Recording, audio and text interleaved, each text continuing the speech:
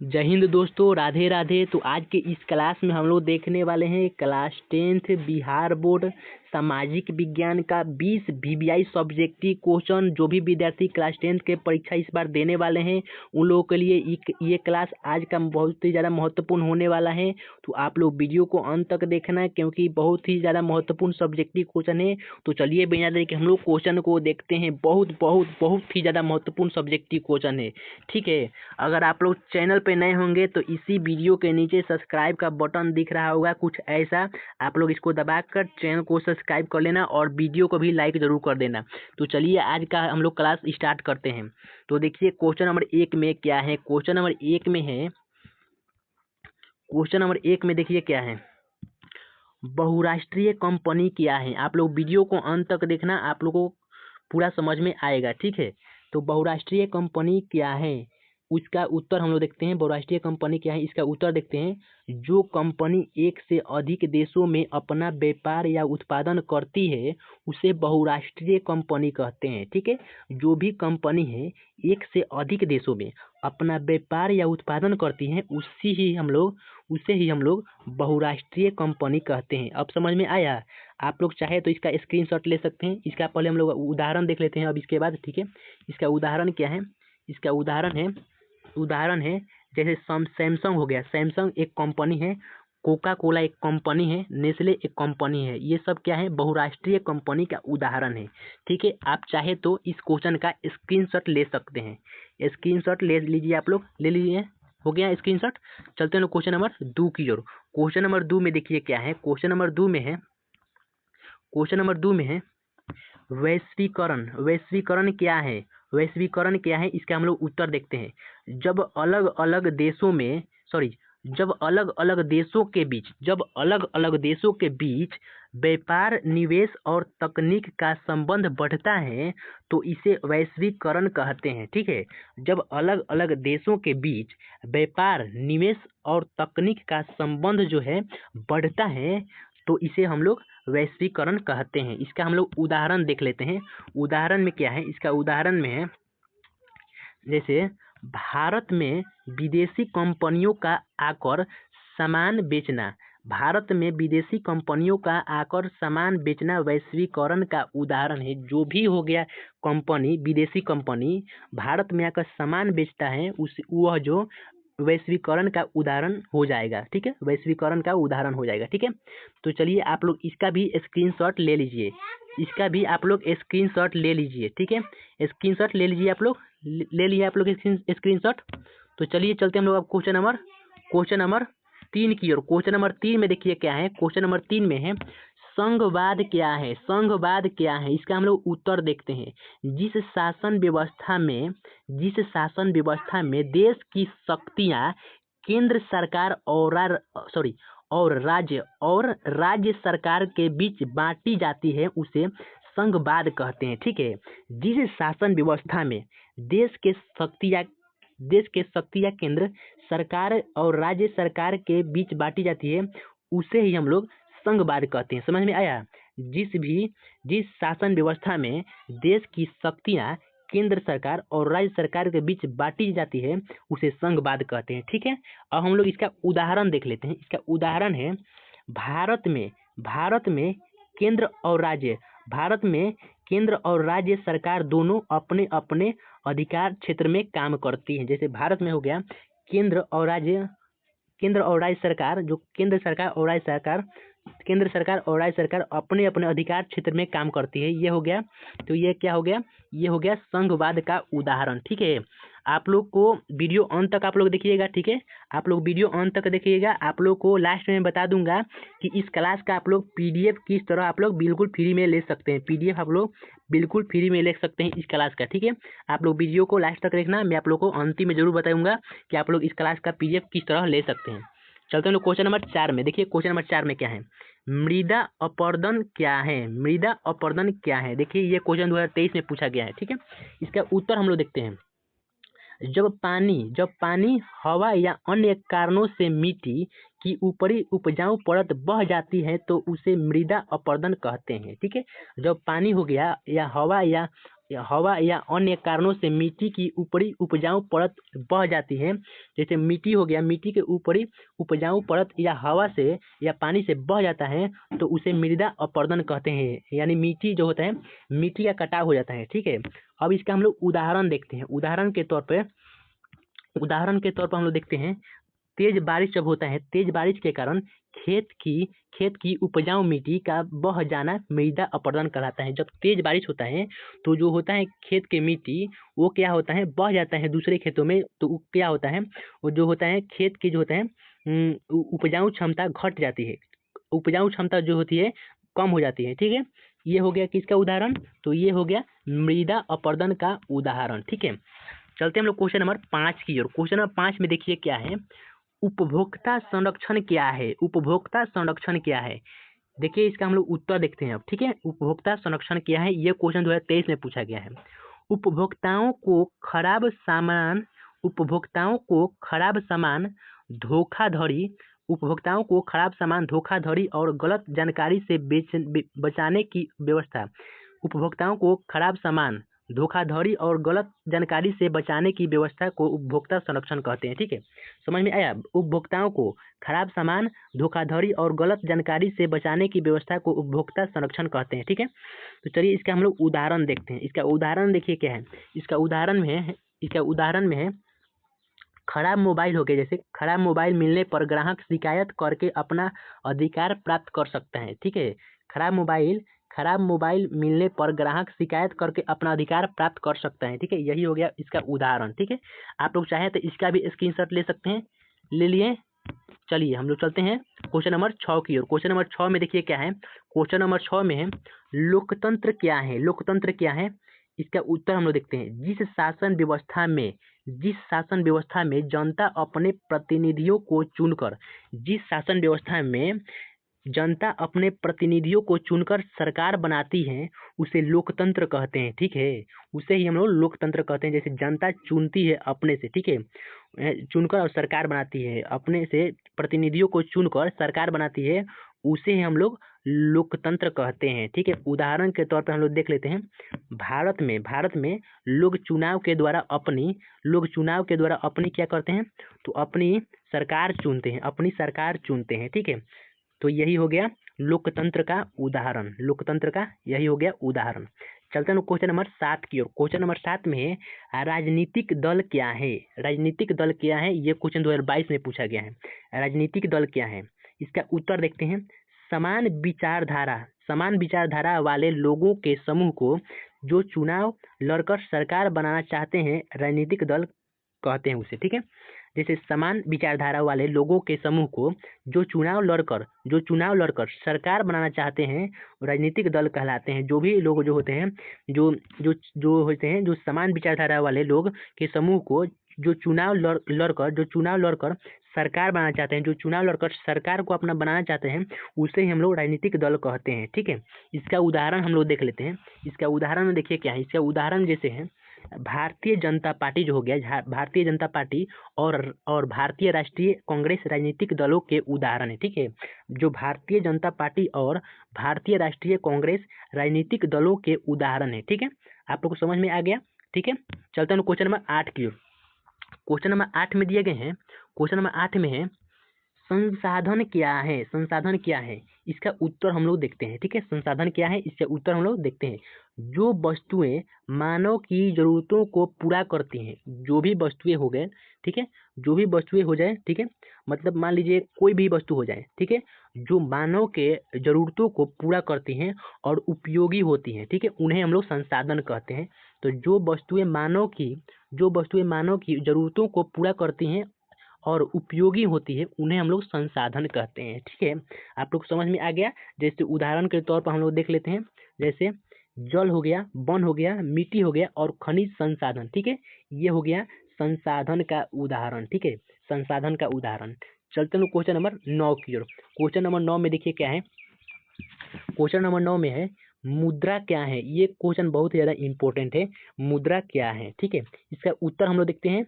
जिस वस्तु का उपयोग वस्तुओं और सेवाओं के सेवाओं के लेन देन के लिए किया जाता है उसे मुद्रा कहते हैं। ठीक है, जिस वस्तु का उपयोग वस्तुओं और सेवाओं सेवाओं के लेन देन के लिए किया जाता है उसे हम लोग मुद्रा कहते हैं। समझ में आया? ये क्वेश्चन इंपॉर्टेंट है, आप लोग इसको याद कर लें। ठीक है, जिस वस्तु का उपयोग, मतलब मान लीजिए कोई वस्तु हुआ, उसका उपयोग वस्तुओं उस सॉरी जिस वस्तु का उपयोग वस्तुओं और सेवाओं के लेन देन के लिए किया जाता है। ठीक है, लेन देन के लिए किया जाता है उसे हम लोग मुद्रा कहते हैं। ठीक है, इसका उदाहरण हम लोग देख लेते हैं। इसका उदाहरण में देखिए क्या है। इसका उदाहरण में है भारत में रुपया मुद्रा का उदाहरण है। ठीक है, जो भारत में रुपया है ये एक मुद्रा का उदाहरण है। ठीक है, चलते हैं क्वेश्चन नंबर 10 की ओर। क्वेश्चन नंबर 10 में देखिए क्या है। राष्ट्रीय आय क्या है? राष्ट्रीय आय क्या है? उत्तर इसका हम लोग देख लेते हैं। एक वर्ष में देश में उत्पादित एक वर्ष में देश में उत्पादित सभी अंतिम, ठीक है, देखिए यहाँ पर याद रखिएगा, अंतिम वस्तुओं और सेवाओं के कुल मूल्य को अंतिम वस्तुओं और सेवाओं के कुल मूल्य को राष्ट्रीय आय कहते हैं। ठीक है, ये क्वेश्चन बहुत ही ज़्यादा VBI है। आप लोग अभी इसका VBI आप लोग वेरी वेरी इंपॉर्टेंट है। ठीक है, VBI क्वेश्चन है। ठीक है, VBI क्वेश्चन है। ठीक है, आप लोग इसको अच्छे से याद कर लेना। ठीक है, बहुत ही ज़्यादा इंपॉर्टेंट है। क्या है राष्ट्रीय आय क्या है? तो आप लोग ने देख लीजिए, एक वर्ष में देश में उत्पादित सभी अंतिम वस्तुओं और सेवाओं के कुल मूल्य को राष्ट्रीय आय कहते हैं। ठीक है, इसका उदाहरण हम लोग देख लेते हैं। इसका उदाहरण में जैसे है कृषि उद्योग और सेवाओं से मिलने वाली आय राष्ट्रीय आय में शामिल होती है। ठीक है, राष्ट्रीय आय में शामिल होती है। इसका हम लोग ने उदाहरण देख लिया। चलते हैं क्वेश्चन नंबर हाँ, जो ही बच्चे चैनल को सब्सक्राइब नहीं किए हैं तो आप लोग प्लीज इस वीडियो के नीचे इस तरह सब्सक्राइब का बटन दिख रहा होगा, आप लोग इसको दबाकर चैनल को सब्सक्राइब जरूर कर लेना। ठीक है, और वीडियो को लाइक जरूर करना। ठीक है, इस वीडियो के नीचे ऐसा कुछ आइकन दिख रहा होगा लाइक का, आप लोग इसको दबाकर लाइक जरूर करना वीडियो को। ठीक है, तो चलिए हम लोग देखते हैं अब क्वेश्चन नंबर 11 को। क्वेश्चन नंबर 11 में देखिए क्या है। क्वेश्चन नंबर 11 में है मानव विकास क्या है? मानव विकास क्या है? इसका हम लोग उत्तर देखते हैं। लोगों के शिक्षा, स्वास्थ्य और जीवन स्तर में सुधार को मानव विकास कहते हैं। ठीक है, जैसे मान लीजिए लोगों के शिक्षा, स्वास्थ्य और जीवन स्तर में सुधार को मानव विकास कहते हैं। लोगों को जैसे शिक्षा में सुधार, स्वास्थ्य में सुधार और जीवन स्तर में सुधार को हम लोग मानव विकास कहते हैं। ठीक है, यानी मानव में विकास हो रहा है। ठीक है, मानव विकास कहते हैं। ठीक है, चलते लोग देखिए इसका पहले उदाहरण देख लेते हैं। ठीक है, इसका उदाहरण देखिए क्या है। इसके उदाहरण में है अच्छी शिक्षा और बेहतर स्वास्थ्य सुविधाएं मानव विकास को बढ़ाती हैं। ठीक है, ये हो गया इसका उदाहरण। चलते हैं लोग क्वेश्चन नंबर 12 की ओर। क्वेश्चन नंबर 12 में देखिए क्या है। ये भी क्वेश्चन MVBI है। ठीक है, MVBI है। ठीक है, ये भी क्वेश्चन MVBI है। ठीक है, आप लोग इसको अच्छे से याद कर लेना। क्वेश्चन में क्या है देखिए, जल संरक्षण क्या है? इसका उत्तर हम लोग देख लेते हैं। ठीक है, जल को बचाना और भविष्य के लिए सुरक्षित रखना जल संरक्षण कहलाता है। मतलब कहने का अर्थ यही है, जल संरक्षण यानी जल को बचाना। ठीक है, जल को बचाना और भविष्य के लिए सुरक्षित रखना जल संरक्षण कहलाता है। ठीक है, इसका हम लोग उदाहरण देख लेते हैं। इसका उदाहरण देखिए क्या है। वर्षा जल संचयन करना जल संरक्षण का अच्छी तरीका है। जैसे आप लोग जैसे वर्षा का जल जो होता है, आप लोग उसको किसी जैसे नहीं था, जैसे वर्षा का जल को किसी जगह पर संचयन करके उसका जैसे आप लोग खेत के सिंचाई में या जैसे खेत की सिंचाई में आप लोग बहुत अलग अलग जगह पर आप लोग इस्तेमाल कर सकते हैं वर्षा के जल को। वही हो जाएगा वर्षा को जो हो गया संरक्षण करना, जल का संरक्षण करना। ठीक है, जल का संरक्षण करना यही हो जाएगा। ठीक है, जैसे वर्षा का जो जल होता है आप लोग उसको संचयन कर खेत को सिंचाई करेंगे तो जल का हो जाएगा संरक्षण, जल का संरक्षण होगा। ठीक है, तो आप लोग इस तरह से करिएगा तो जल का संरक्षण होगा। ठीक है, जल का संरक्षण होगा। वर्षा जल संचयन करना जल संरक्षण का अच्छी तरीका है, बहुत ही अच्छा तरीका है ये। ठीक है, इसका उदाहरण है। ठीक है, चलते हैं क्वेश्चन नंबर 13 की ओर। क्वेश्चन नंबर 13 में देखिए क्या है। सतत विकास क्या है? तो सतत विकास क्या है, इसका हम लोग उत्तर देखते हैं। ऐसा विकास जिसमें वर्तमान जरूरतें पूरी हो और भविष्य की पीढ़ियों को नुकसान न हो, उसे हम लोग सतत विकास कहते हैं। ठीक है, कहने का अर्थ यही है कि जैसे मान लीजिए जिसमें वर्तमान जरूरतें पूरी हो, माने वर्तमान में जो जरूरत बा तो पूरा हो जाओ, ठीक बा, और भविष्य के पीढ़ियों को नुकसान न पहुंचे, यानी भविष्य के जो पीढ़ी आवे वाला बा नुकसान न हो, ओकरे के हमनी सतत विकास कहल जाला, ठीक है। सतत विकास उसी को कहते हैं, ठीक है। हम भोजपुरी में भी बोल रहा हूँ, ठीक है, और हिंदी में भी बोल रहा हूँ, ठीक है। चलिए हम लोग देखते हैं क्वेश्चन नंबर 14 को, ठीक है। क्वेश्चन नंबर 14 में पहले हम लोग इसका उदाहरण देख लेते हैं। इसका उदाहरण देखिए क्या है। हर एक क्वेश्चन का मैं उदाहरण सहित लाया हूँ, ठीक है। उदाहरण, हर एक क्वेश्चन में उदाहरण है। इसका हम लोग उदाहरण देखते हैं। पेड़ लगाना और प्राकृतिक संसाधनों की रक्षा करना सतत विकास का उदाहरण उदाहरण उदाहरण है। आगे के प्रश्न देखते हैं हम लोग। आगे के प्रश्न क्या है? आगे के प्रश्न है जैसे क्वेश्चन नंबर 14 में है, औद्योगिकरण क्या है? औद्योगिकरण क्या है? औद्योगिकरण क्या है? ये बहुत इंपॉर्टेंट क्वेश्चन है, आप लोग को परीक्षा में पूछा जा सकता है, ठीक है। आप लोग अच्छे से पढ़ना, ठीक है। औद्योगिकरण क्या है? तो देखते हैं, जब वस्तुओं का उत्पादन मशीनों और कारखानों के द्वारा बड़े स्तर पर होने लगता है, उसे औद्योगिकरण कहते हैं। औद्योगिकरण कहते हैं, ठीक है। जब वस्तुओं का जो है उत्पादन मशीनों और कारखानों के द्वारा बड़े स्तर पर, छोटे स्तर पर नहीं, बड़े स्तर पर होने लगता है, तो उसे हम लोग औद्योगिकरण कहते हैं। औद्योगिकरण कहते हैं, ठीक है। बहुत ही ज्यादा महत्वपूर्ण क्वेश्चन है, ठीक है। इसका उदाहरण हम लोग देख लेते हैं। इसका उदाहरण में है कपड़ा उद्योग, लोहा इस्पात उद्योग आदि औद्योगिकरण के उदाहरण है, ठीक है। औद्योगिकरण का उदाहरण, ठीक है।